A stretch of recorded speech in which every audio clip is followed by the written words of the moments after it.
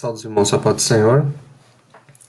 É, Mais uma vez, ah, seguindo nosso calendário de aula da lição da Escola Bíblica Dominical, e em consonância com nosso pastor Djailton, nosso superintendente, irmão Sérgio, irmão José Lacerda, nós vamos, na graça de Deus, dar mais uma aula sobre a lição 3, do dia 19 de abril de 2020. Os demais professores estão trabalhando, estão aí na luta contra esse corona, nas suas funções, nas suas atividades, em consonância com eles também. Então, para iniciarmos a aula de hoje, que vamos falar de um assunto complicado, um assunto eleição e predestinação, algo bastante debatido nas igrejas. A ideia aqui não é entrar em conflito com nenhuma linha de pensamento, porque eu pelo menos nasci numa família onde eu tenho presbiteriano, tenho batista e tenho assembleiano. E uma das coisas lindas da minha família é que todos nós somos unidos. Nós falamos de Cristo e não de diferenças teológicas. Então, a linha do ensino de hoje é mostrar a visão do que é eleição e predestinação na visão das Assembleias de Deus, que é o foco dessa lição, da CPAD, mas respeitando também as outras linhas, porque essas duas linhas, tanto calvinismo como arminiano, elas estão há mais ou menos 500 anos sendo discutidas. E a ideia não é discutir, a ideia é aprender. Então, antes de iniciar, quero fazer uma oração. Qualquer pergunta, por favor, coloque no chat, que o moderador vai nos ajudar respondendo. Se eu não puder responder agora, respondo depois, no término da aula. Então, primeiramente, uma oração, ore comigo. Senhor, eu te agradeço por mais uma vez estar na sua presença. Te agradeço, Senhor, por oportunidade de estar dando essa aula. Senhor, nessa circunstância que ainda estamos passando pelo coronavírus, já é a terceira aula. Senhor, mas tudo está no seu controle, tudo está na sua presciência, tudo está sob os seus domínios. Nada acontece sem a sua vontade. Pai, me ajuda, Senhor, para que eu possa transmitir a sua palavra a todos que estão ouvindo, a todos que estão querendo aprender mais um pouco de ti. Nos guarda, Senhor, sela nossas portas contra qualquer mal. Te agradecemos por tudo, Pai, em nome de Jesus. Amém. A aula de hoje, a lição 3, do dia 19 de abril, chama-se Eleição e Predestinação. A lição faz parte do estudo bíblico das lições bíblicas da Igreja Eleita, somente caracterizada em cima do livro de Efésios, do segundo trimestre de 2020. Nós já falamos na lição 1 sobre a carta dos Efésios, sobre Paulo, falamos sobre a sublimidade dos bens espirituais, e hoje vamos falar sobre a eleição e predestinação. Para quem está acompanhando o livro de Efésios, que desde a primeira aula tenho falado, leia o livro de Efésios. São 6 capítulos, bastante simples e bem rápido, mas tem uma profundidade muito alta no livro de Efésios. Hoje eu vou tratar um pouco do capítulo 1, 2, 3, 4 e alguma coisa do 5. Então, existe um crescente dos livros, crescente dos capítulos dentro do livro dos Efésios. Bom, a lição de hoje, então, é eleição e predestinação. O objetivo geral é esclarecer a diferença bíblica entre eleição e predestinação, explicar como ocorreu a eleição divina desde antes da fundação do mundo e constatar que a predestinação bíblica retrata bênçãos concedidas aos eleitos.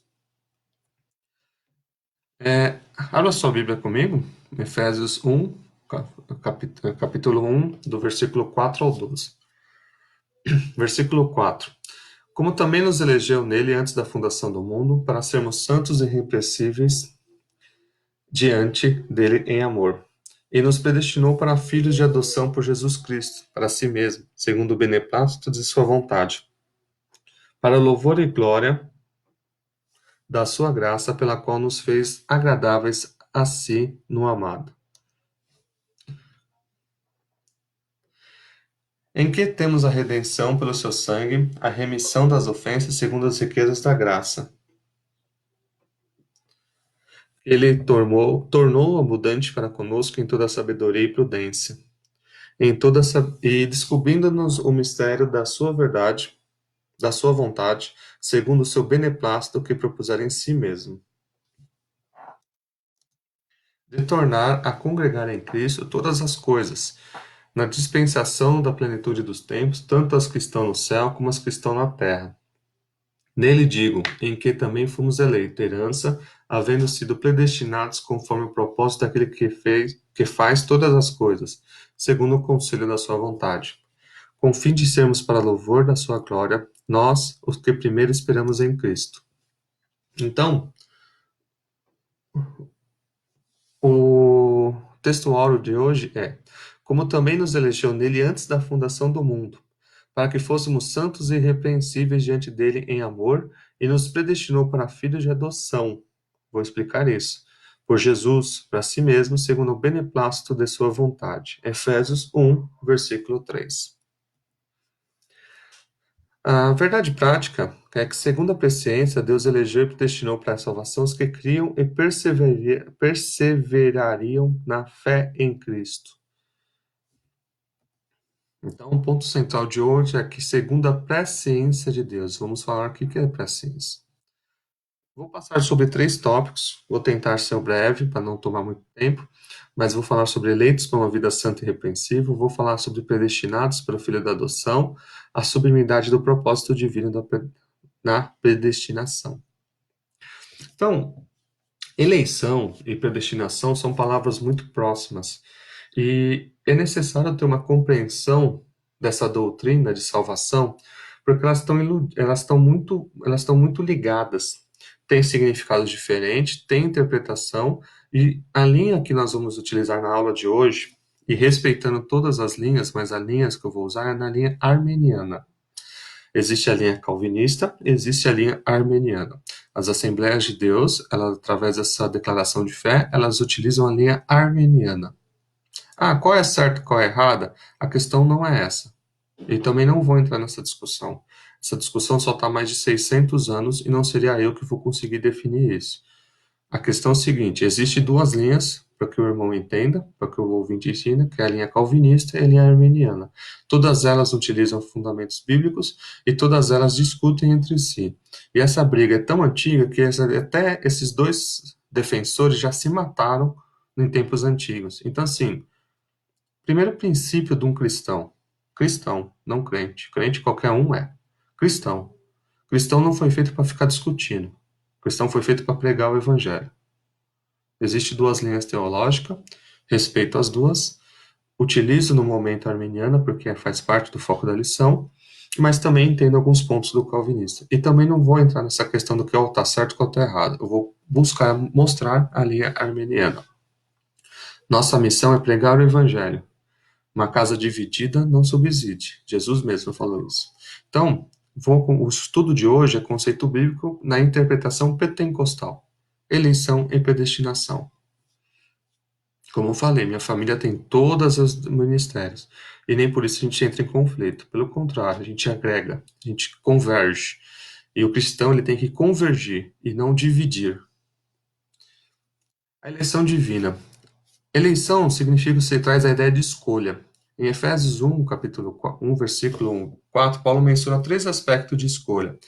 Em quem fomos escolhidos, em que tempo ocorreu essa escolha e qual a finalidade. E ele mesmo responde: nós fomos escolhidos por causa de Jesus. Então a mensagem é cristocêntrica. Toda mensagem pura, ela é cristocêntrica.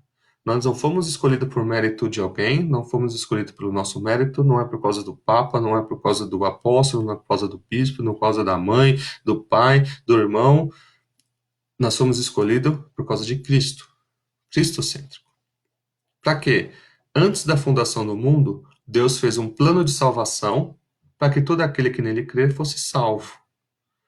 Então, com a presciência, com a sua entendimento futuro das coisas, que as coisas iam acontecer, que o homem ia cair, seria necessário um plano de salvação para que o homem fosse resgatado. Então, Deus já criou um plano antecipadamente para que quando acontecessem essas coisas, a morte de Cristo seria uma forma de nos trazermos novamente ao Pai.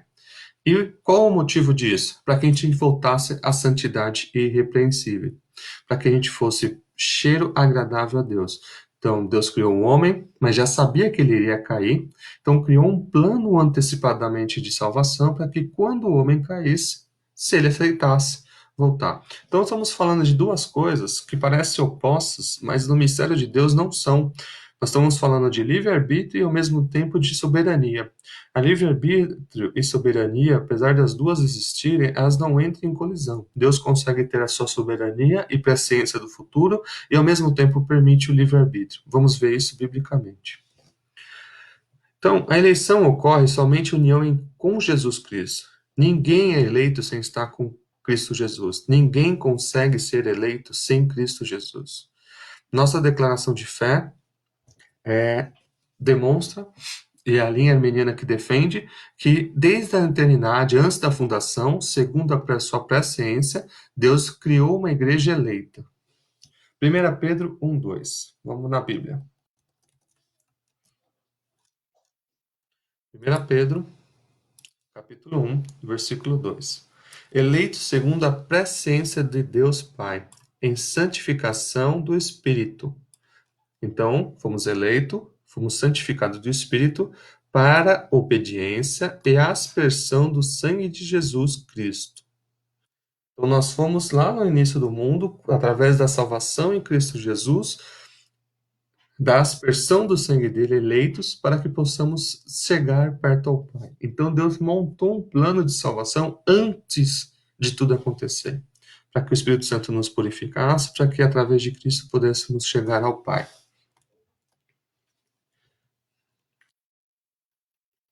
As condições da eleição. A eleição para a salvação em Cristo é oferecida a todos. Nós defendemos que todos têm direito à salvação. João 3,16. Vamos lá. João 3,16. Porque Deus amou o mundo, aqui é o mundo, não é só o povo de Israel, não é só o Fernando, não é só os paulistas, não é só os argentinos, não é só, é o mundo inteiro. De tal maneira que deu seu Filho unigênito para que todo, a palavra é bem clara, todo aquele que nele crê, não pereça. Todos, mas tenha vida eterna. Deus enviou seu Filho não para condenar o mundo. A ideia da salvação não é para condenação, e sim para que o mundo fosse salvo por ele. Então, assim, Deus deixa bem claro o propósito da sua salvação.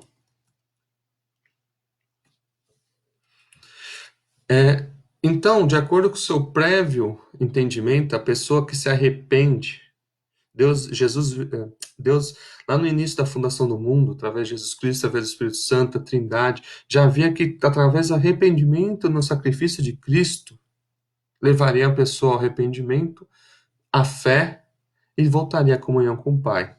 Então, Efésios 2:8 e 3:17, então vamos lá, Efésios 2:8. Porque pela graça sois salvos, por meio da fé, e isso não vem de vós, é um dom de Deus. Então, Deus deu uma condição para que através da fé, que não é nossa, então vamos pregar o evangelho, o Espírito Santo vai convencer o homem, e o homem, através da sua, abrindo o seu coração, ele recebe uma fé e crendo em Jesus Cristo, ele será salvo. 3:17.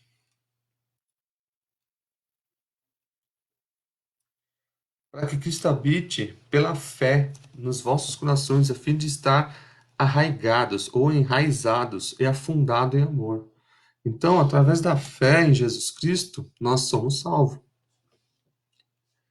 Para que ninguém pudesse cumpri-lo sem a graça. Ninguém consegue ser salvo sem a graça. Ninguém consegue ser salvo sem a fé em Jesus Cristo. Então, nós fomos eleitos por uma iniciativa divina. Deus nos escolheu, nos permitiu um plano de salvação pela sua decisão, pelo seu plano, através da obra de Cristo e não pelas nossas obras. Eu não fui escolhido porque eu sou bonitinho, que eu sou gordinho, que eu sou alto, que eu sou baixo, porque eu sou verde, que eu sou amarelo, que eu sou negro, que eu sou branco. Não. Deus nos escolheu pela obra grandiosa de Cristo para que todos tivessem acesso. Efésios 2:8-9. Efésios 2, 8 e 9. não vem de obras, para que ninguém se glorie. Nada do que você fizer te garante a salvação. Não é através da sua obra que você é salvo. Não é através do seu sacrifício que você é salvo. Nós somos salvos através do sangue de Jesus Cristo. E somente Ele pode nos salvar. Então, Apocalipse 3:20 deixa bem claro.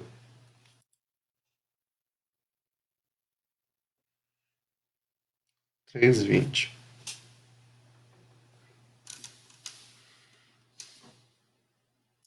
Eis que estou à porta e bato. Se alguém ouvir a minha voz e abrir a porta, entrarei em sua casa e com ele cearei e ele comigo. Então, aqui é bem claro que somente através de uma atitude pessoal da pessoa, Jesus Cristo vai até a pessoa, bate em sua porta, e a pessoa abrir na sua. Então, a presciência é que Cristo iria até a porta dessa pessoa, para que pudesse levar a salvação para ela.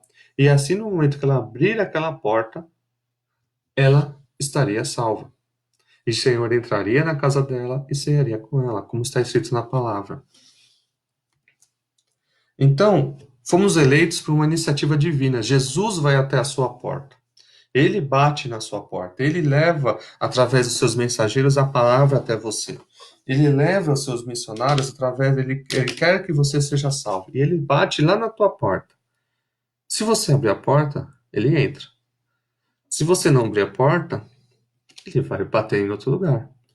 Então, ao mesmo tempo que tem a onisciência de Deus, a presciência dele levar o plano da salvação até você, ele também permite o livre-arbítrio que você o rejeite. Uma coisa não anula a outra. As duas estão embaixo da soberania de Deus. Ele levar o plano da salvação, que ele já arquitetou desde o início dos tempos, para você, e ao mesmo tempo você também não abrir a porta. E a pergunta é o seguinte: se Cristo é deixado do lado de fora da sua casa, algo está errado do lado de dentro. Porque se ele está levando para você salvação, está levando paz, está levando gozo, e você não abre o seu coração para ele, o que você está escondendo dele? Então, não deixe Cristo do lado de fora. Essa é a mensagem. Ele está levando para você a salvação que ele pensou em você. Eu vou levar a salvação para você, porque você se afastou de Deus. Então, eu estou levando, estou batendo na sua porta, estou mandando mensageiros, estou mandando a palavra para você, estou deixando bem claro, batendo todo dia na sua porta. Deixa eu entrar, deixa eu entrar. E você não abre a porta, ele vai abrir outra porta, bater em outra porta. E todo aquele coração que deixa que abrir o coração para que ele entre, ele vai entrar e fazer morada. E vai selar com o Espírito Santo, como a gente aprendeu na última aula. Abra a porta para Cristo. Então, Paulo enfatiza que a eleição tem a finalidade específica de a gente ser santo e irrepreensível diante dele. Então, Deus fez um plano de salvação para que a gente fosse santo. Uma vez salvo, seríamos santo. Usa-se uma palavra chamada ágil, que significa santo e separado do pecado. 1 Pedro 1:15. 1 Pedro 1:15 e 16. Mas, como é santo aquele que vos chamou, então ele está vos chamando. Sede vocês também santos em toda a vossa maneira de viver, porque está escrito: sede santos, porque eu sou santo. Então, a salvação nos torna santificados para que a gente possa estar mais próximo e separados do pecado, para que a gente se santifique, porque quem nos chamou é santo. O aditivo grego anomos, não sei se eu pronuncio correto, até me perdoe por isso, significa irrepreensível e significa algo sem defeito ou inculpável. Então você se torna uma pessoa sem defeito, não no sentido, nunca mais vai errar, não. Vamos errar, somos humanos. Mas para Deus, ele se torna agradável, inculpável. Aquele seu pecado confessado e entregue na mão de Cristo, ele é perdoado. Filipenses 2,15.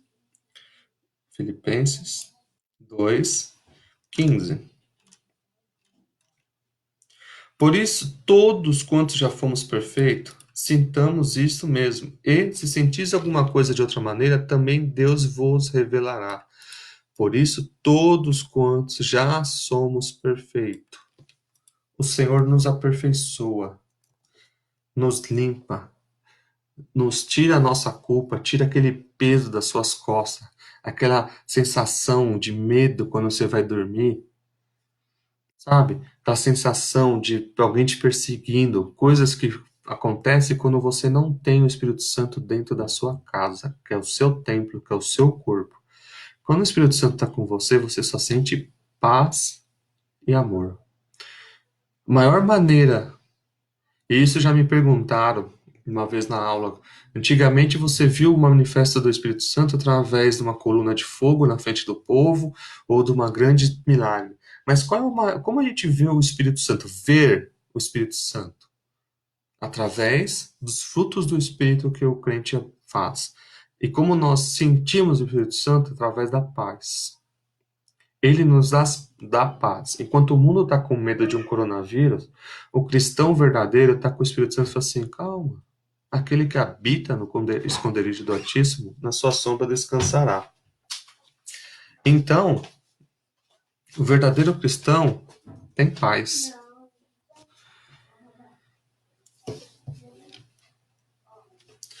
E o cristianismo é um longo aprendizado.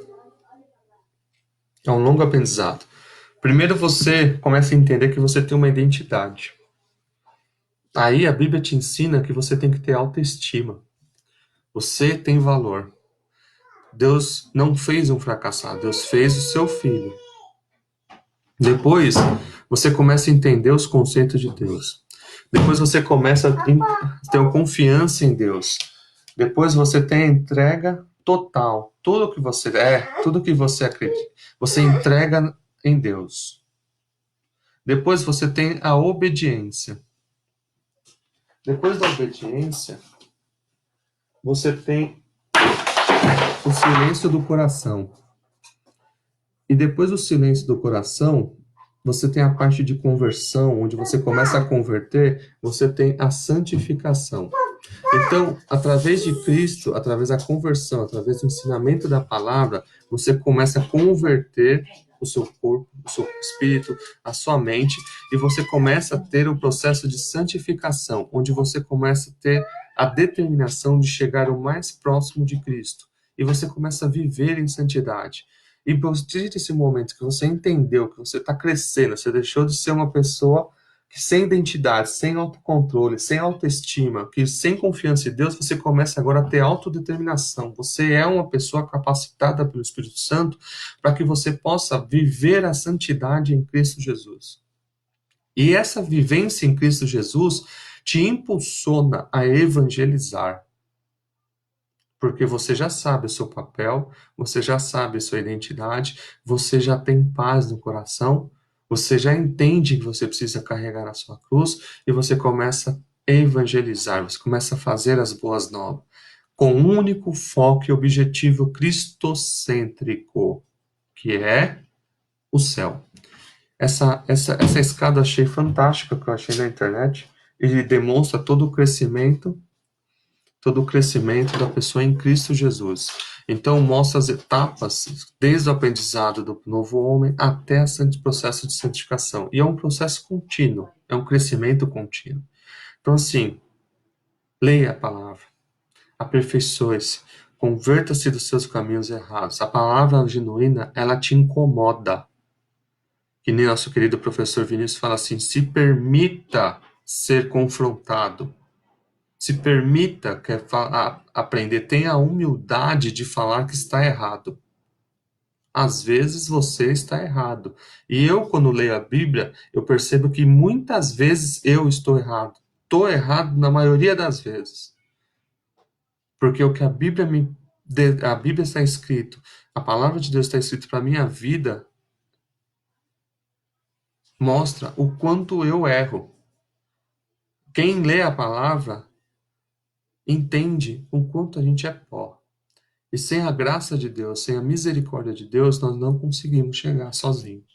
Por isso que através da misericórdia, através da graça de Deus, ele me ajuda a viver em santidade, a cada dia aperfeiçoando, a cada dia se purificando, a cada dia subindo mais um degrauzinho, cada dia subindo mais um degrauzinho, até que eu possa chegar ao céu. Então, Paulo, ele bate fortemente em cima da velho homem, da velha conduta, como mentira, furto, palavras torpes, amargura, ira e cólera. Efésios 4:22. Efésios, capítulo 4, versículo 22. Não, 4:22. Não, 4. É 5. 4:22. Que o trato passado vos despojeis do velho homem, que se corrompe pela concupiscência do engano, e vos renoveis. Deixa morrer aquele velho homem, aquelas atitudes velhas, aquelas atitudes erradas. Você é uma nova pessoa em Cristo. Aceite a Cristo todos os dias. Crucifica o seu velho homem na cruz. Deixa lá tudo aquilo que é antigo, tudo aquilo que te faz mal, tudo aquilo que te leva para o inferno. Larga lá nos pés da cruz. Renoveis o seu espírito e a vossa mente. O cristão tem uma mente renovada, não é um quadrado que só pensa dentro de uma caixa. Não. O Espírito Santo abre os olhos dele para que ele veja acima do que os outros estão vendo. Não são pessoas que têm teoria das conspiração, que acha o demônio em tudo, ou fica vendo o código de barra do anticristo em todo lugar. Não, o verdadeiro cristão, ele só tem foco em Cristo. Ele só tem foco na palavra de Cristo e ele vai renovando a sua mente, ele vai tentando entender.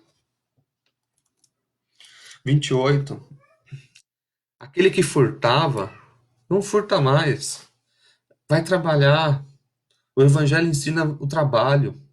Isso é o tema de uma outra aula, não vou me estender muito, mas Deus não suporta vagabundo. Isso está em Provérbios, é só ler. Vai ter com a formiga, ó. Como que é? Vai ter com a formiga. Aprende com o exemplo da formiga.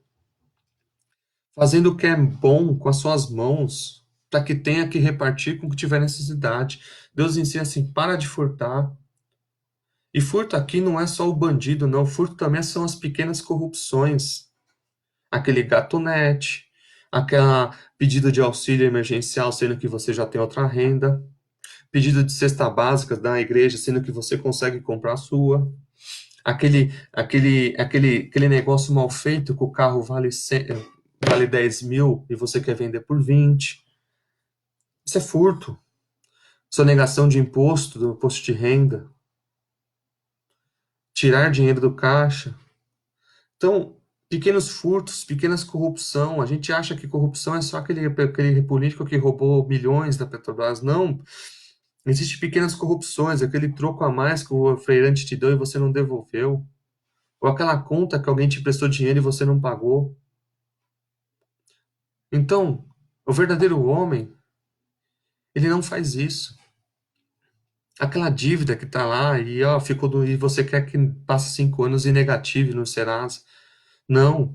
O verdadeiro homem vai lá e acerta, negocia. Ele quer pagar, ele quer acertar, ele quer trabalhar, ele quer ganhar o seu pão, porque ele entende que isso é bom. Fazendo o que é bom, para que tenha que repartir com quem tiver necessidade. Deus enche seus celeiros através do trabalho honesto, ao ponto de você também dividir com o seu próximo. Olha o 29. Não saia da vossa boca nenhuma palavra torpe, mas só o que for boa para promover a edificação. Nosso pastor Eliazar, fala o seguinte: vai me edificar? Eu quero saber. Não vai me edificar? Não quero saber. Uma grande lição que a gente aprendeu com ele, e eu uso isso até hoje também. Quando as pessoas vêm me contar uma coisa, eu falo assim: eu vou me edificar? Não, então não quero saber. Edificar é igual uma construção. Edificação, essa é a palavra. Você pega um tijolo e constrói um tijolo em cima do outro e levanta o muro. Isso é edificar.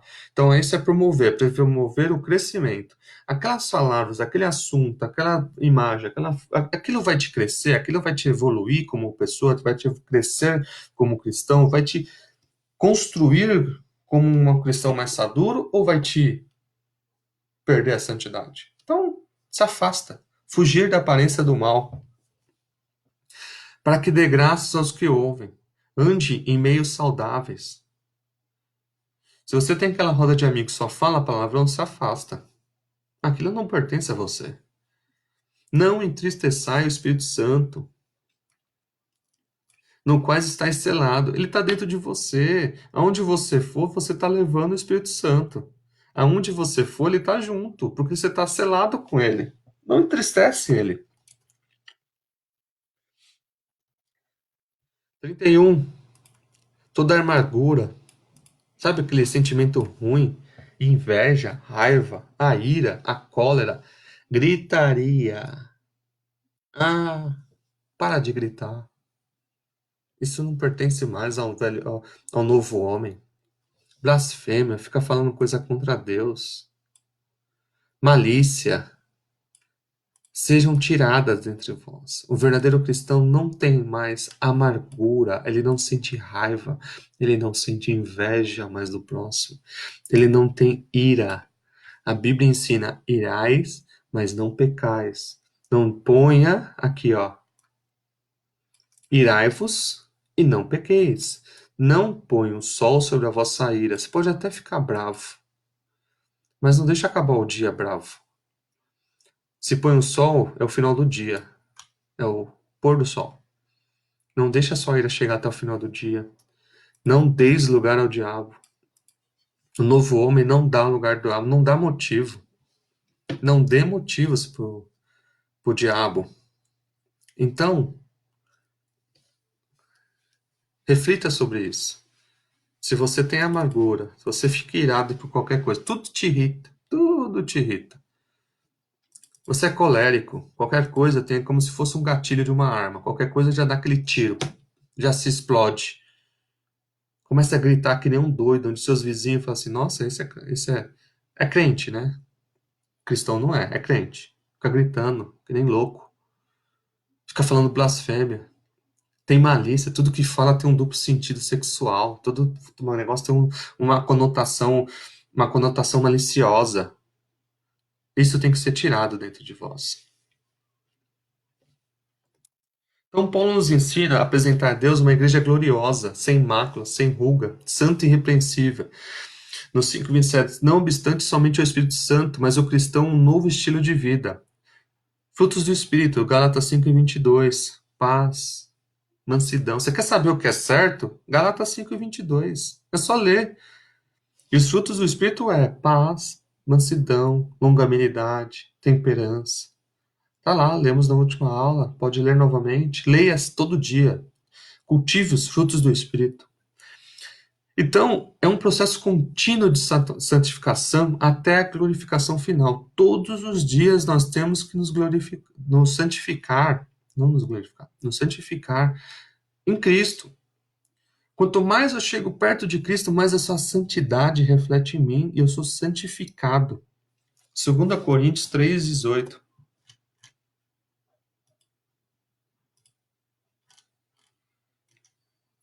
Mas todos nós, com o rosto descoberto, refletindo como um espelho a glória do Senhor, somos transformados em glória, na mesma imagem, pelo Espírito do Senhor. Então significa o seguinte: é um processo contínuo que a gente vai sendo transformado glória com glória. Então a glória de Deus vai refletindo na gente, para a gente refletir a glória dele. Como um espelho. Um espelho. A palavra é bem clara. A palavra eu vou usar um termo que ela é descarada. Não tem como você não entender isso. Nós refletimos a glória de Deus como um espelho. Ele tem que refletir em gente. Então tem uma glória que vai bater no espelho e vai refletir para o mundo. Você é o espelho. Então, o novo homem tem que ter atitudes de santificação. Eu tenho que olhar para você e você tem que olhar para mim e ver Cristo. E ver Cristo. Então, a eleição ocorre pela iniciativa do próprio Deus por causa da obra de Cristo, sem mérito nenhum humano. Então, lá na fundação do mundo, Deus já na sua presciência falou: "Eu preciso escolher um povo santo que vai se chegar a mim". Mas como que faz isso? Através da obra de Cristo. Então, vai ter que ter o sacrifício do Cristo, que através dele, João 3,16, as pessoas possam chegar de novo até Deus. Então, a síntese do tópico é: a eleição só recorre pela iniciativa do próprio Deus, por causa da obra de Cristo, sem mérito nenhum humano. Falamos sobre eleição, agora vamos falar sobre predestinação. O termo grego prooriza, traduzido como predestinar em Efésios 1,5, é fornecido pelo vocábulo orizá. Me perdoe se eu esses nomes, eu particularmente não entendo muito como falo essas palavras, mas ela significa determinar, e pela proposição pro indica que foi feito antes. Então, predestinação é pré-determinação antes, então algo que foi determinado antes. A predestinação se aplica aos propósitos de Deus inclusos na eleição. Então, Deus iria eleger um povo santo, e ele predeterminou que seria feita essa escolha por Cristo, de um povo para si mesmo. A predestinação abrange o que acontecerá com o povo escolhido de Deus. Então, Deus primeiro elegeu um povo e falou assim: agora eu vou predestinar. Qual será o destino daquele povo que eu eleger? Vai acontecer isso. Então, a predestinação é diferente da eleição. Então, Deus escolheu um povo e ele determinou que aquele povo escolhido teria uma atitude.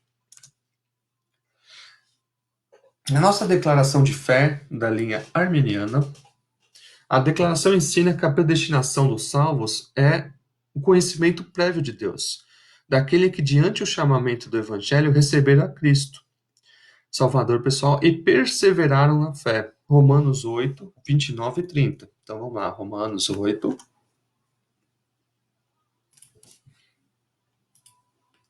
29. Porque antes se conheceu, também os predestinou para serem conformes à imagem de seu Filho. Então, Deus elegeu um povo que seria salvo por Cristo e falou o seguinte: aquele povo vai ser a imagem do meu filho. Eu vou predestinar para que ele seja a imagem do meu filho.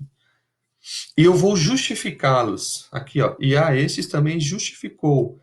E o que também os glorificou. Então Deus os elegeu, fez um plano de salvação em Cristo Jesus e predestinou que todos aqueles que fossem salvos por Cristo seriam justificados e glorificados.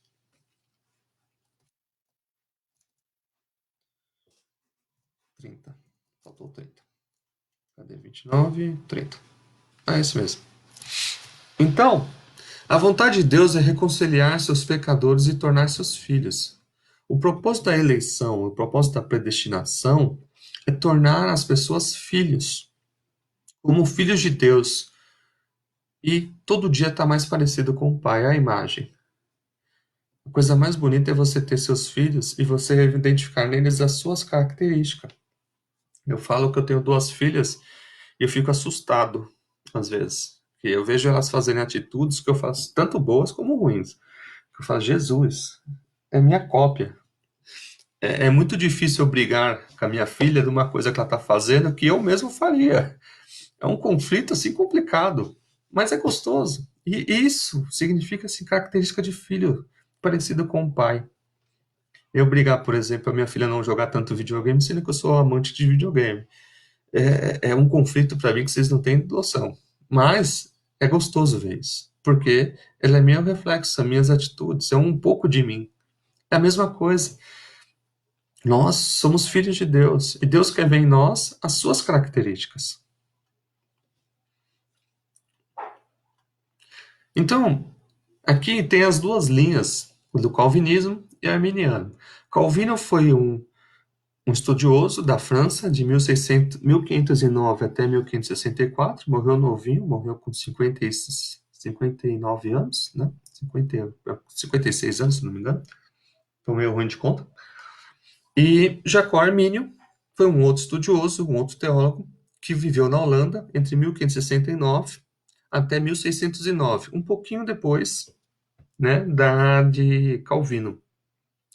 Nós temos duas linhas de grandes igrejas aqui. Nós temos a Assembleia, a linha pentecostal para a direita, a Assembleia Batista, Batista renovada, e a Batista tradicional utiliza o armeniano, e temos o Calvinismo, a Igreja Presbiteriana. Respeito as duas linhas, e aqui, irmãos, não é um motivo, não quero atacar nenhuma nem outra, não é essa a intenção, como comecei, mas eu quero que seja entendida as duas linhas de raciocínio. No calvinismo é defendido a depravação total, igualmente o arminiano, só que todos os homens nascem totalmente depravados e são incapazes de escolher a salvação, o bem em questões espirituais. Então nasceram com a capacidade de escolher, mas depois da queda, com a linha calvinista, eles perderam o livre-arbítrio. No armeniano, que fala o seguinte: nós também acreditamos na depravação total, mas ainda os homens são livres, ainda têm o livre-arbítrio, mesmo depois da queda, para aceitar ou recusar a salvação que Deus oferece. No calvinismo, tem a eleição incondicional. Então, tem duas. Deus predestinou para a salvação todos os seres humanos decaídos, e um grande número de pecadores por graça, sem qualquer mérito humano, ou por obra e fé prevista neles, até aí igual o nosso, da linha armeniana. Deus também predestinou os seres humanos pecadores para a condenação eterna ao inferno. Dupla predestinação. Então, na linha calvinista, nós temos duas predestinação. A pessoa que foi predestinada para ganhar a salvação e a pessoa que foi predestinada para ganhar o inferno. Então, Deus escolheu dois povos. Um vai para o céu, um vai para o inferno. Na eleição condicional, na linha arminiana, Deus elegeu e predestinou, como expliquei, os homens que ele previu lá na sua presciência, lá na fundação do mundo, a fé em Cristo Jesus, escolheram aceitar. Então, todos aqueles que escolherem Cristo serão salvos. A eleição, portanto, é fundamentada na presciência divina. Não é um ato arbitrário de Deus. Deus não falou, ó, Fernando vai para o céu, Fábio, irmão dele, vai para o inferno. Ou, ao contrário, Fábio vai para o céu, Fernando vai para o inferno. Então, a linha armeniana não tem a dupla presciência, só tem uma presciência, que é a de salvação. Na linha calvinista existe as duas. Você foi destinado para o inferno, predestinado para o céu. A expiação limitada. Jesus morreu na cruz, na linha calvinista, para pagar o preço de resgate apenas para os eleitos.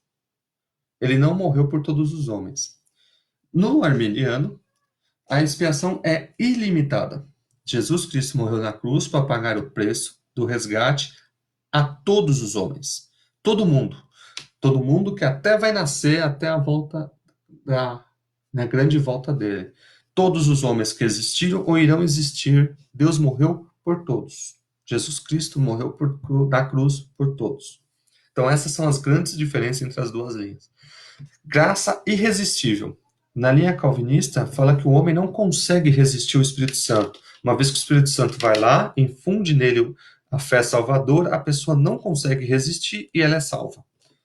Na linha arminiana, fala que sim, o homem consegue resistir através fechando o seu coração. Ele pode não deixar Cristo entrar na sua casa e recusar a salvação. Então, temos aí essas duas diferenças. No calvinismo, perseverança. Todos os eleitos vão preservar a fé até o fim. É um conceito, fala o seguinte: uma vez que a pessoa é genuinamente salva e ela entendeu a salvação, e ela foi, a graça entrou nela, na linha calvinista, ela nunca mais vai abandonar a salvação. E ela nunca mais vai perder, porque ela foi salva para sempre. No arminiano, nós já acreditamos ao contrário. Os homens salvos podem decair e perder a salvação, caso não perseverem na fé em Jesus Cristo até o fim. Então, temos aqui duas linhas bem antagônicas, que significa bem opostas entre si, que creem na salvação de forma diferente, na plano da salvação, no livre-arbítrio, na predestinação de forma diferente. Como eu falei, respeito as duas linhas, Mas a lição de hoje ela é voltada para a linha armeniana. Então, o que eu estou ensinando dentro do texto de hoje é a linha armeniana. Utilizei como base a nossa declaração de fé das Assembleias de Deus. Isso é um livro que todo mundo pode ter acesso, está na internet, pode ser comprado, pode ser baixado, que é a Declaração das Assembleias de Deus. E lá no capítulo 11, da página 121 desse livro, da Igreja Assembleia de Deus, do Ministério do Belém, nosso pastor José Wellington, Deus elegeu a igreja desde a eternidade, antes da fundação do mundo. E lá no tópico 26 fala segundo a sua presciência. 27 fala que Deus estabeleceu um plano de salvação para toda a humanidade. É em esperança da vida eterna, a qual Deus não pode mentir. Prometeu antes do tempo do século. Então Deus lá no início prometeu um plano de salvação para todos e se cumpriu em Jesus Cristo. Deus não elegeu uma nação já existente. Um mau exemplo disso é que ele pegou Abraão e fez uma nova eleição, uma nova nação. E através de Jesus Cristo, da mesma forma, ele criou um novo povo, que é formado de povo judeu e povo gentil. Então, ambos os povos ele fez um, pois todos nós somos batizados no Espírito Santo, um corpo, quer judeu, quer grego, quer brasileiro, quer japonês, quer chinês, quer qualquer um, é livre por termos bebido do Espírito Santo. 1 Coríntios 12 e 13.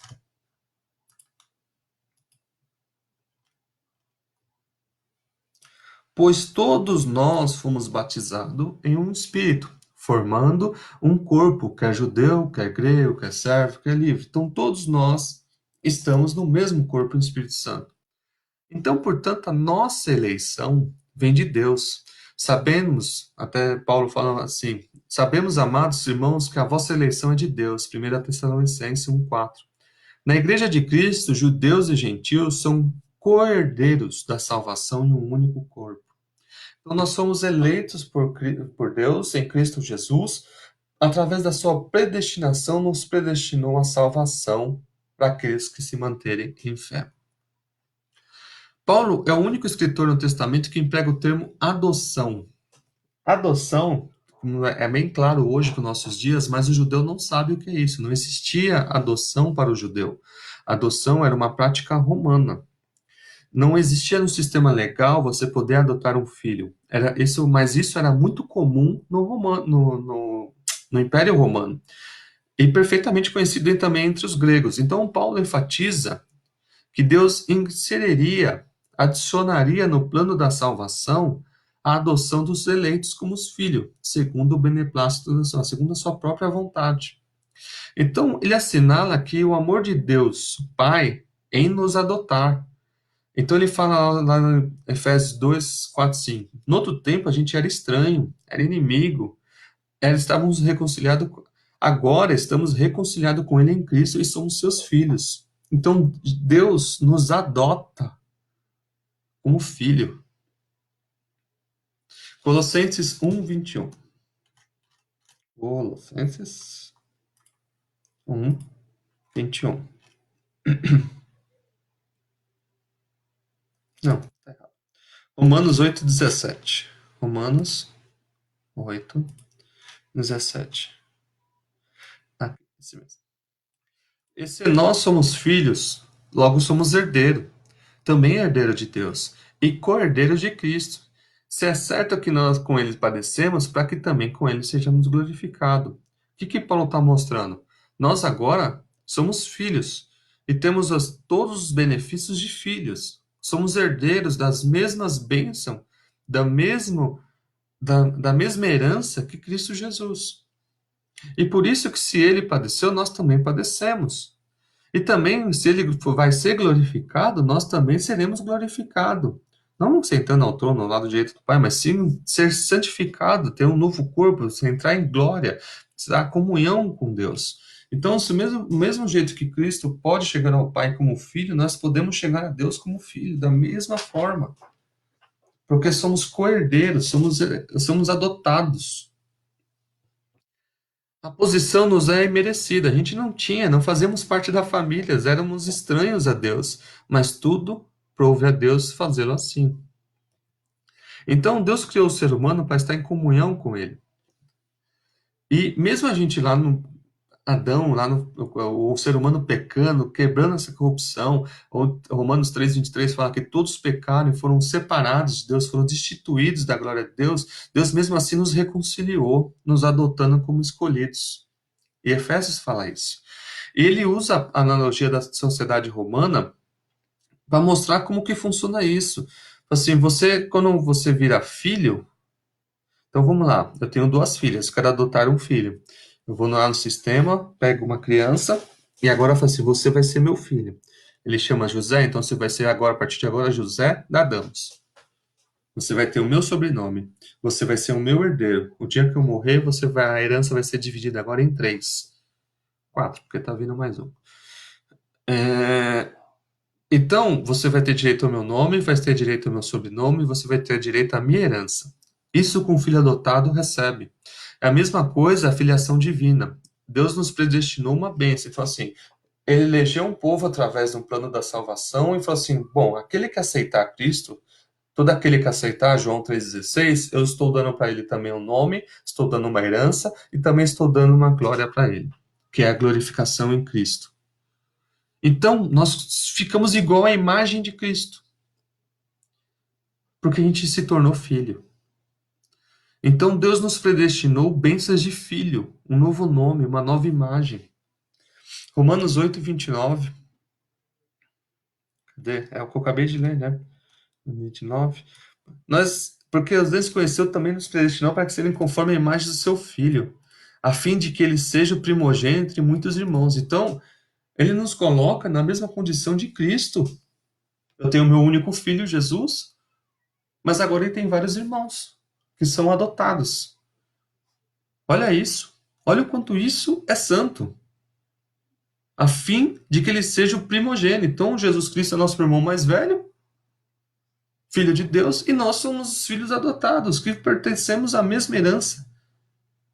É profundo isso. Para refletir nisso. Nós éramos estranhos e aquele que é predestinado para a gente sermos os irmãos mais novos de Cristo. Bom, Apocalipse 2:17.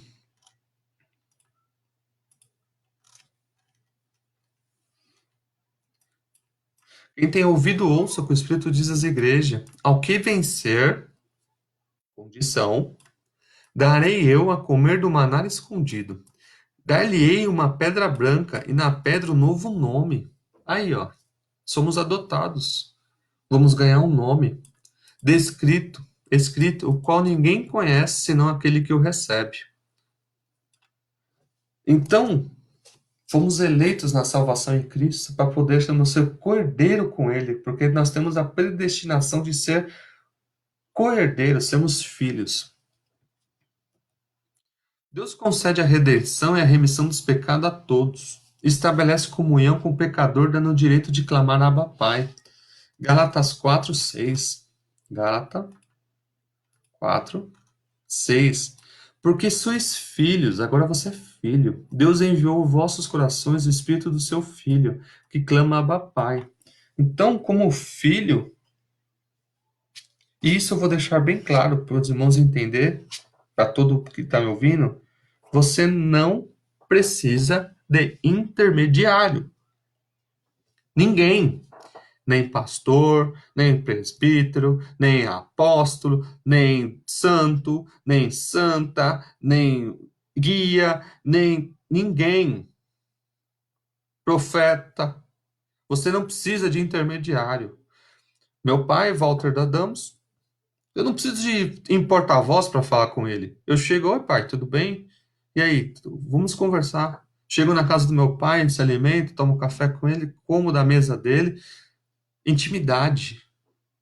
Porque estamos no mesmo espírito, ele é meu pai. Da mesma coisa Deus. Eu não preciso de intermediário, só eu dobrar meu joelho e orar e falar: Pai, ouve o teu filho. A gente não é mais servo, nós somos filhos. E se é filhos, também é herdeiro com Deus em Cristo. Então, Isso é muito profundo. Eu não preciso de intermediário, eu não preciso rogar para ninguém, eu não preciso orar para ninguém, eu não preciso fazer nada para ninguém, porque eu tenho acesso ao Pai. Não preciso falar com os empregados. Eu falo diretamente com meu Pai, que é Deus. Porque Ele me deu a condição. Agora eu sou herdeiro, eu sou adotado, tenho o nome dele carregado em mim, que é o selo do Espírito Santo.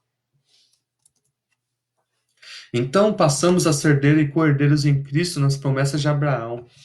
O que estava só prometido para Abraão, nós somos em Cristo co-herdeiros. Galatas 3:29.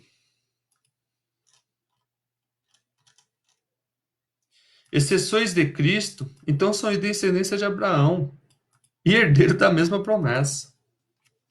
Oh, desculpa, foi rápido. E se sois de Cristo, então sois a descendência de Abraão e herdeiros conforme a promessa. Todos aqueles que aceitam a Cristo são selados pelo Espírito Santo, são descendentes de Abraão, do pai Abraão, e herdeiros também. E para que tudo isso? Para louvor e glória de Deus, como está no versículo 1:6 de Efésios. Então, como a imagem mostra aqui, nós somos filhos. Você é filho. E por ser filho, você tem direito ao trono. Então, não se menospreze. Você é que acha que não tem valor, você tem muito valor. Você é herdeira. Você faz parte da família real. Você faz parte da herança. Então, não deixe o inimigo tirar o seu valor colocando coisas na sua cabeça, colocando que você não vale nada, que você não tem sentido, que você ninguém liga para você. Isso é mentira. O pai da mentira é o diabo. Você é herdeira, você tem o selo de Cristo no seu coração, você tem o Espírito Santo dentro de você e você sim tem valor, você faz parte da herança. Você faz parte da herança. Então, a predestinação genuinamente bíblica diz respeito apenas à salvação, condicionada à fé em Jesus Cristo, está relacionada à presciência de Deus. A predestinação dos salvos é o conhecimento prévio de Deus daqueles que vão chegar ao Evangelho e recebem a Cristo como Salvador pessoal e vai chegar a perseverar até o fim. Mas é destinado a todos.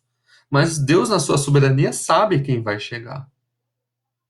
Mas não que ele predestinou uma pessoa para a salvação e outra para o inferno. Não, ele predestinou a salvação a todos. A predestinação leva o cristão a ser conforme a imagem de Cristo. Então, ele nos predestinou a sermos igual a Cristo e sermos exortados a perseverar até o fim. Aquele que perseverar até o fim será salvo. Olha a mensagem. Então, vamos inverter a lógica? E se eu não perseverar, eu não serei salvo. Tá vendo que existe uma escolha na própria mensagem? Porque as pessoas, você tem que ler nos dois sentidos. Então, o sentido está falando o seguinte: aquele que perseverar até o fim será salvo. Inverte. Aquele que não perseverar até o fim não será salvo. Onde dar a escolha? A graça divina salva quantos? Para a gente preservar. Desculpa. A graça divina nos ajuda a preservar nesse mundo corrupto. Então, a fé, ela antecede a regeneração. Porque pela graça sois salvos, por meio da fé. Então, primeiro você tem que crer, você tem que experimentar, você tem que acreditar, você tem que entender que Cristo morreu na cruz para te salvar.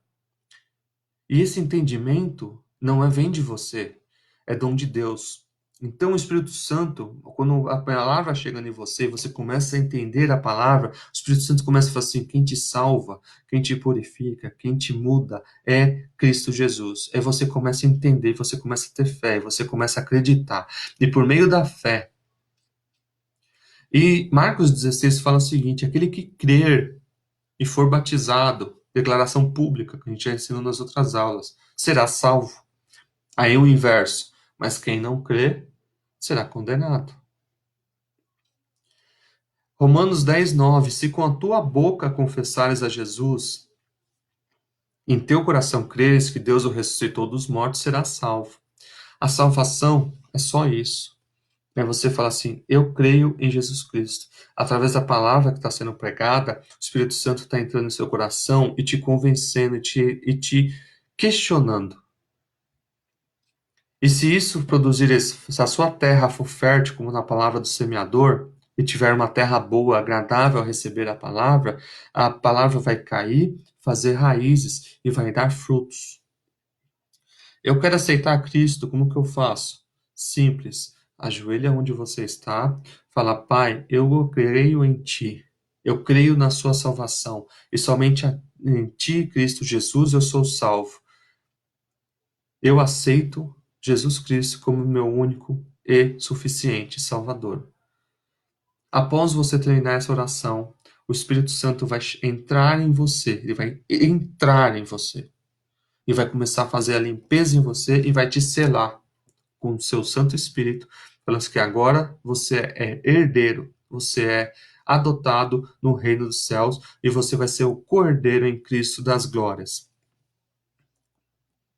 Então, o decreto eterno planejado por Deus e executado em Jesus Cristo inclui a salvação dos pecadores e restauração de todas as coisas. Quando Cristo entrar em você, ele vai restaurar tudo. Creia nessa palavra.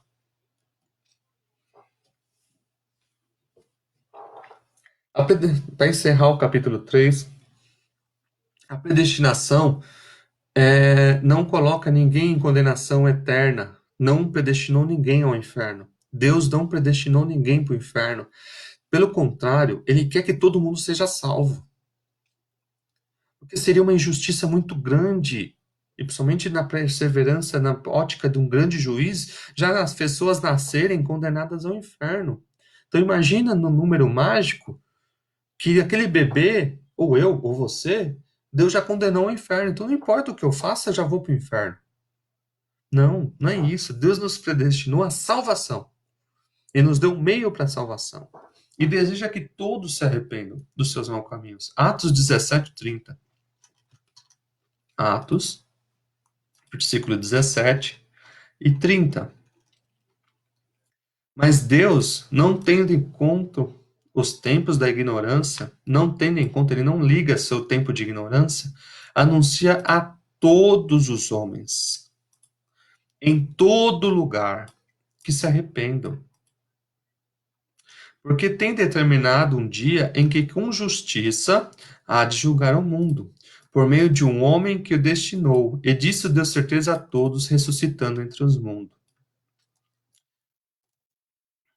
Então, Deus quer que todos cheguem ao arrependimento. Mas ele deu o meio de salvação através do Cristo Jesus. E ele vai julgar isso. O justo juiz. Então a Bíblia deixa bem clara que quem for para o inferno, não é porque ele foi predestinado ao inferno. Ela escolheu ir para o inferno. É pesado isso. Mas ela escolheu ir para o inferno. Sim, escolheu. Porque ela abriu mão de todas as salvações que Deus deixou para ela. Ela decidiu ir para o inferno. E Deus, na sua grande juízo, vai mostrar isso muito bem claro, que a pessoa está no inferno porque ela quis estar no inferno. Porque na parte de Deus, Deus deu todos os meios de salvação para ela. Levou o profeta, levou a palavra, pregaram o evangelho para ela, mostrou os erros dela, o Espírito Santo cercou de todas as formas, mas ela fechou o coração, falou: não, não quero, não acredito, e foi para o inferno. Até o último segundo da sua vida, Deus vai lutar pela sua alma. Como o ladrão da cruz. Último segundo. Você teve dois ladrões. Um, até o último segundo, blasfemou contra Cristo. Se você é o filho de Deus, desce daí. O outro entendeu a sua insignificância na vida e a morte preeminente, olhou e falou assim: lembra-te de mim quando entrar no teu reino, porque eu estou sendo julgado pelos crimes que cometeu, mas esse é inocente. Lembra-te de mim, Pai. E Jesus falou uma coisa assim: hoje você estará comigo. Os dois eram bandidos, os dois estavam sendo julgados por crimes, mas um teve uma atitude ruim até o fim e o outro se arrependeu. Então, Deus predestinou a salvação a todos. Aqueles que vão para o inferno é porque querem ir para o inferno. Declaradamente querem ir para o inferno. Deus, tem uma mensagem que surgiu agora que fala que os homens preferiam as trevas do que a luz. Se achar, Fábio, põe para mim no chat, por favor. Os homens preferiram as trevas do que a luz. 6 vezes a palavra aparece no Novo Testamento de predestinação, em Atos 4, Romanos 8, 30, Coríntios e Efésios. Mas nenhuma delas faz referência à condenação, e sim à salvação. Então Deus não predestina 2 vezes, um para o céu, outro para o inferno. Não, ele predestina apenas para o céu. Aqueles que aceitarem a Cristo, os eleitos que aceitarem a Cristo, serão predestinados ao céu. Portanto, não houve uma dupla de predestinação, em que Deus decretou e escolheu uns vão para o céu, outros vão para o inferno. A nossa declaração de fé das Assembleias de Deus assevera que a predestinação bíblica é apenas da salvação, sendo condicionada ao arrependimento à fé em Cristo Jesus pela presciência divina. Então, antes de Deus criar qualquer coisa, seu plano era redimir a humanidade e deixar o destino do cristão estabelecido. A Bíblia mostra que não foi uma medida de emergência, não, foi um plano bem calculado, bem arquitetado do amor de Deus, devido à sua onisciência. Os propósitos eternos é prover a salvação, amor em Deus. Ele nos elegeu e nos predestinou em Cristo e nos dá um favor imerecido. Não obstante que aos que se acheguem a Cristo não são coagidos, mas atraídos por Ele. João 12, 32. João 12, 32. Você não é coagido a aceitar a Cristo, você é atraído. E quando eu for levantado da terra, todos atrairei a mim. Ele vai trazer você, ele vai bater na tua porta, ele vai te convidar, ele vai com amor te chamar. Cabe a você aceitar ou não. Você aceitou a Cristo? Aceitar a Cristo não é colocar a imagem dele na parede, levar um crucifixo, tatuar um leão nas costas, leão de Judá, escrever o João 3,16 no braço. Isso não é aceitar Cristo. Aceitar Cristo é você, com a sua boca, confessar que Ele é seu Senhor e Salvador. E a partir disso, você produzir, através do Espírito Santo, os frutos do Espírito, que vão fazer você crescer ao ponto de evangelizar e ensinar ao próximo que a salvação de Cristo mudou a sua vida. Você, o velho homem, morreu. Você vai se batizar fazendo a pronúncia pública da sua salvação. E vai seguir a sua vida de crescimento espiritual através da leitura bíblica, através da oração, através do jejum. Portanto, eu sempre bato nessa tecla. Quem não lê a Bíblia não é cristão, porque não lê as próprias palavras do que acredita. Ler a Bíblia faz parte incultável, não, palavra errada, faz parte intrínseca do cristão. Ele quer conhecer mais de Deus, ele tem sede das águas. Então ele lê a Bíblia todos os dias, ele ora a Deus todos os dias, ele está sempre conectado. O Wi-Fi está sempre ligado, mas ele está sempre conectado no Wi-Fi de Deus. Então, o verbo predestinar ocorre 6 vezes no Novo Testamento e nas outras cartas de Paulo, e toda significa decidir antecipadamente os propósitos de Deus. A eleição é Deus escolher em Cristo um povo para si mesmo. A predestinação diz respeito ao que Deus planejou para aqueles que escolheram a Ele, que é o Cordeiro, a salvação. Dessa forma, não significa que Deus escolheu antecipadamente quem será salvo e quem não é. Não é isso. Ele sabe, através da sua onisciência, mas não que ele escolheu quem vai ser salvo ou não ser salvo, mas decidindo antecipadamente o que planeja os eleitos. Então aqui, ele deu o plano de salvação, ele sabe até quem vai ser salvo, mas não que ele escolheu, não que ele direcionou, você vai ser salvo, você não vai ser salvo, não. Ele deixou o livre-arbítrio para a pessoa decida. Decida. Deus predestinou os eleitos, aqueles que são salvos em Cristo, a ser Romanos 8:29, conforme a semelhança em Cristo. Nós já falamos sobre isso. a serem chamados, a serem justificados, glorificados, santos e irrepreensíveis, adotados como os filhos, redimidos, louvor para a sua glória. A sua vida é um louvor para a glória de Deus. Por isso que o inimigo quer destruir a tua vida através de depressão, doença, através da angústia, através do suicídio. Porque você, quando estiver alinhado em Cristo, você é glória a Deus. A sua vida glorifica a Deus. Sua vida é importante. Você é a criação, você é filho. Então ele quer atacar Deus destruindo você. Não permita isso. Seja a glória de Deus. Reflita a glória de Deus. Seja o espelho da glória de Deus. Aqueles que receberem o Espírito Santo, ele nos deu o Espírito Santo. É tão gostoso o Espírito Santo. É, é, é, é paz em tempo de trevas.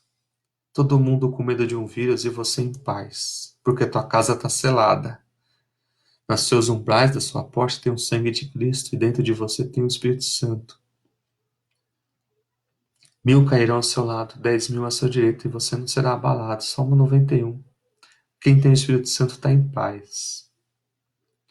Se você não está em paz, reveja os seus conceitos. Examine-se o homem a si mesmo. Paulo fala em Coríntios. A principal característica do Espírito Santo dentro de você é a paz. E somos criados pelas boas obras, frutos do Espírito. Para encerrar na nossa lição, a predestinação não se refere à condenação, nem um pouco. Deus não condenou, já determinou a condenação, não, ele predestinou salvação aos pecadores. E promoveu a salvação diretamente relacionada ao seu próprio amor. Então, Cristo morreu por todos os pecadores. Desde a eternidade, a sua presciência, ele planejou em Cristo que aqueles que forem eleitos em Cristo terão a predestinação de serem filhos de Deus. E aquele que perseverar até o fim, vivendo em fé, em santidade, vai receber uma filiação divina e desfrutar de todas as bênçãos espirituais devidamente inspiradas. A bênção não é nessa terra. Não se iluda com isso. Não se iluda com carro, casa, dízimos fortíssimos, campanhas de oração e campanhas de jejum no monte, sei lá, Deus aonde, para ganhar coisas materiais. Nosso reino não é aqui nessa terra. A Bíblia fala: não ajunteis tesouros na terra, onde a traça e o ladrão roubam, mas ajuntei tesouros no céu.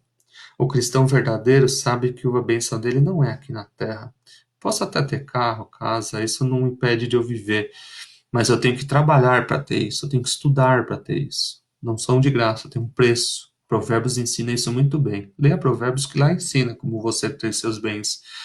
Mas o mais importante do cristão é ter a salvação, o nome escrito no livro da vida, e ter paz. Então, quero agradecer aos irmãos, que até agora demorei um pouquinho, mas essa aula é importante, que nos acompanharam nessa aula, para que você também tenha paz em Jesus Cristo. E aguardo vocês na próxima aula. Quero encerrar com uma oração. Aquele que não aceitou a Cristo, é o momento de você ajoelhar, aceitar Cristo. E aquele que está crescendo espiritualmente Cristo, aprendendo um pouquinho mais nessas aulas, possa continuar crescendo. Busque, como o profeta Ezequiel falado pelo anjo, nada no meio do rio, não fica só com água até o joelho, não, água até o tornozelo, até o lombo, não, vai e afunda no rio do conhecimento do Espírito Santo. Ora comigo. Senhor, eu te agradeço por essa aula, te agradeço por mais uma vez ter falado fortemente conosco. Nos ajuda, Senhor, a desenvolver a nossa vida cristã todos os dias. Todos que estão aqui ouvindo essa palavra, Senhor, que o Senhor possa confrontá-los, Senhor, que o Senhor possa, que através dessa palavra, confrontar os seus status, seu status quo, seu modo de agir, para que eles se alinhem à sua palavra. Aqueles que ainda não aceitaram a Ti, Senhor, que o Seu Espírito Santo possa introduzir a eles o seu conhecimento, e aqueles que estão se ajoelhando falando que creem em Ti, creem nessa palavra, que o Senhor possa selá-los com o Seu Espírito Santo. Pai, entregamos essa aula a Ti, Senhor. Cuida dos seus servos, Senhor. Leva essa palavra ao máximo possível, Senhor, de pessoas para que possam se converter a Ti. Que o Senhor cresça, Senhor, e eu diminua, porque essa obra é exclusivamente a Ti. Pai, te agradecemos por tudo. Ser conosco, nos dê uma boa semana. Sela nossas portas e unge nossos umbrais com o Teu sangue e nos dê principalmente sua paz no Espírito Santo de Jesus. Eu te agradeço por tudo, Pai, em nome de Jesus. Amém. Aguardo vocês na próxima lição.